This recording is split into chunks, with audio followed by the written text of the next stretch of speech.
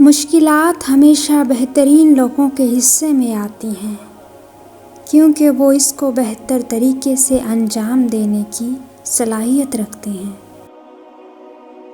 اگر تم کسی کے ساتھ بھلائی کرو اور تمہیں اس کا بدلہ برائی کی صورت میں ملے تو سمجھ لو کہ تمہاری نیکی قبول ہو گئی ہے۔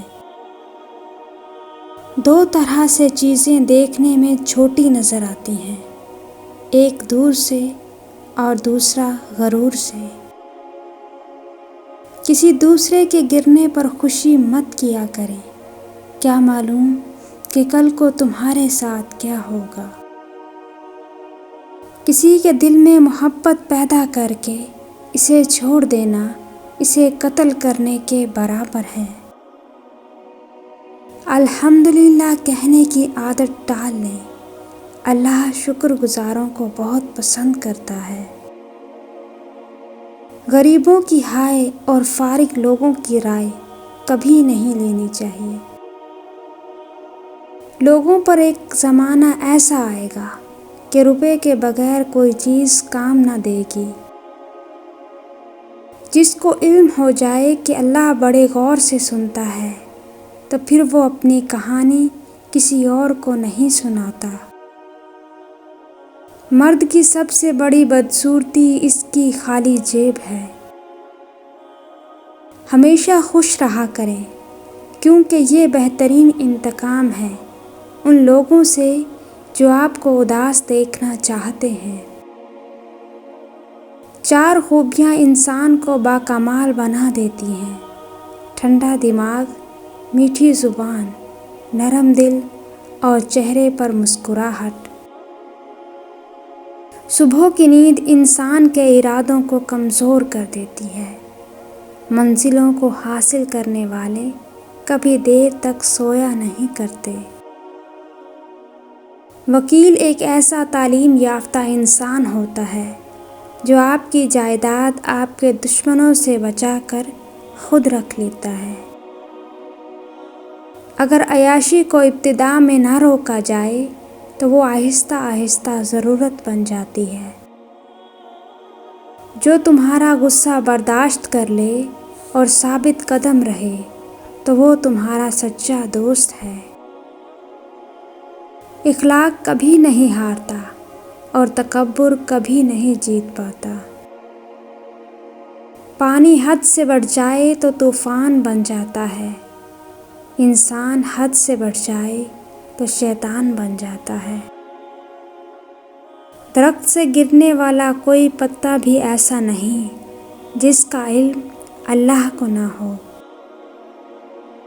دلائل جتنے کمزور ہوں گے الفاظ اتنے ہی سخت ہوں گے۔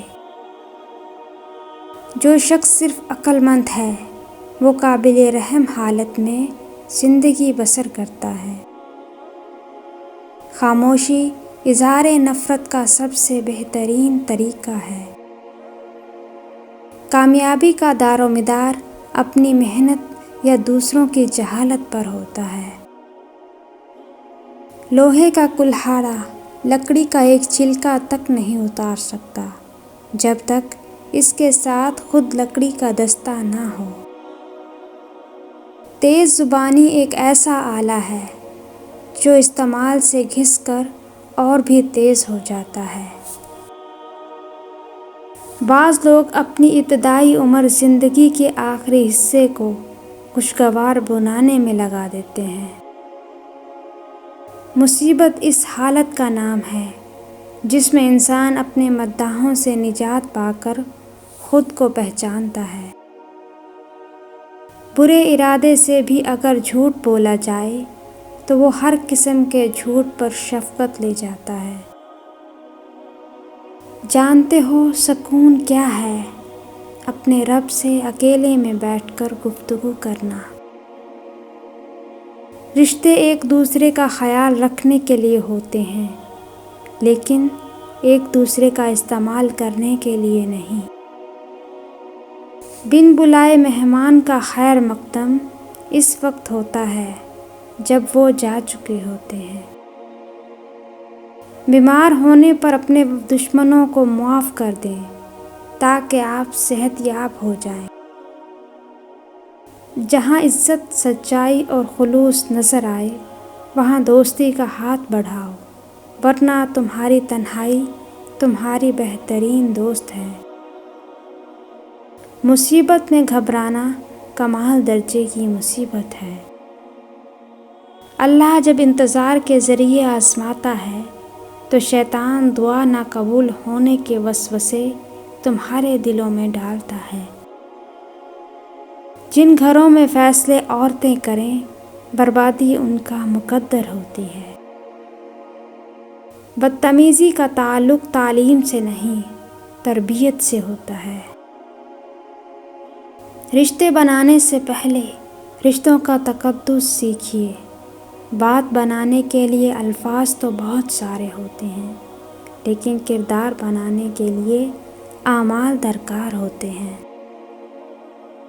نصیب کیسا بھی ہو، اگر نماز اور قرآن سے مدد لے کر اللہ سے جو بھی مانگو ضرور ملتا ہے۔ جب اللہ نے تمہارے دل میں کچھ ڈالا ہے تو یقین رکھو نصیب میں بھی وہی ڈالے گا۔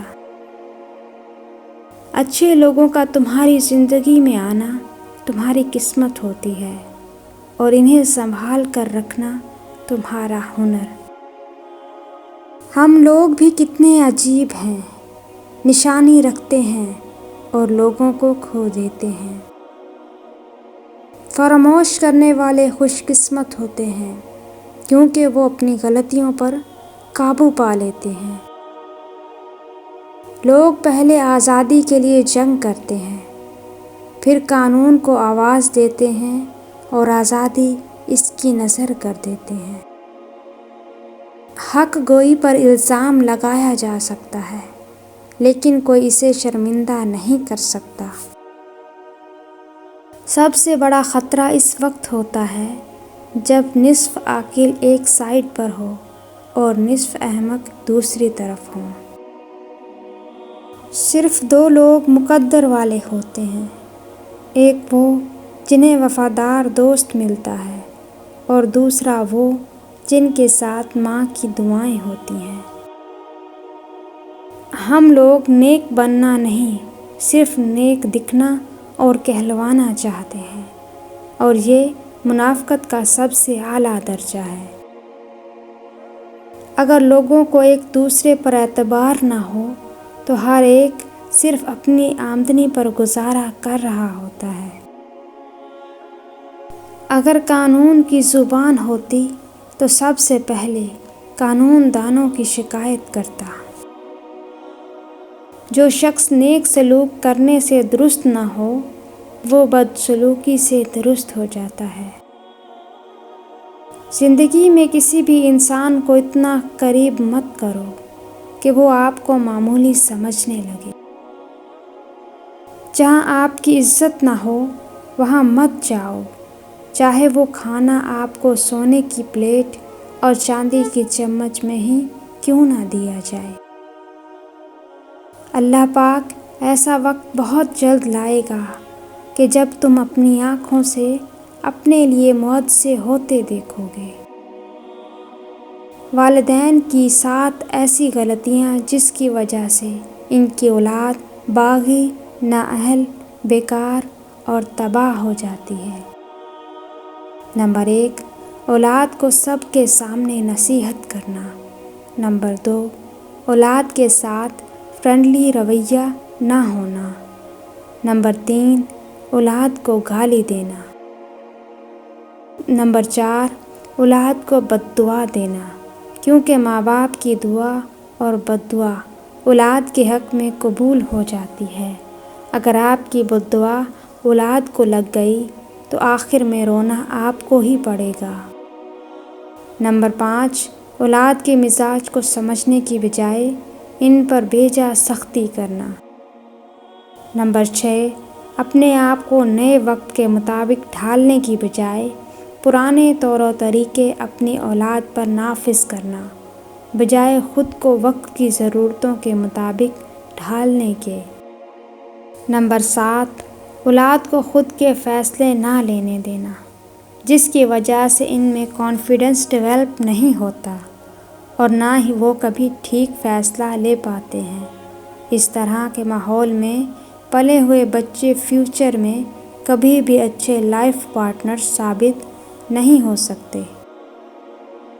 اچھا اور سچا تعلق رکھنے کے لیے اداکاری کی نہیں، وفاداری کی ضرورت ہوتی ہے۔ ہم کسی کے دل میں جھانک نہیں سکتے کہ کون کتنا مخلص ہے، لیکن وقت اور دوری احساس دلا دیتے۔ رشتوں کو نبھانے کے لیے یقین، بھروسہ اور اعتبار ہونا بہت ضروری ہے۔ 3 چیزوں میں کبھی شرم محسوس نہ کرو۔ نمبر 1، پرانے کپڑوں میں۔ نمبر 2، غریب دوستوں میں۔ نمبر 3، بوڑھے ماں باپ کے ہونے پر۔ اللہ پاک ایسا وقت بہت جلد لائے گا جب تم اپنی آنکھوں سے اپنے لیے موت سے ہوتے دیکھو گے۔ کوئی تم سے روٹھ جائے پھر وہی خود تم سے ملنے کو ترسے تو اسے کبھی مت کھونا، کیونکہ وہ تم سے بہت زیادہ پیار کرتا ہے۔ بعض اوقات لوگ اچھا بننے کے لیے اتنی بھی کوشش نہیں کرتے جتنا اچھا نظر آنے کے لیے کرتے ہیں۔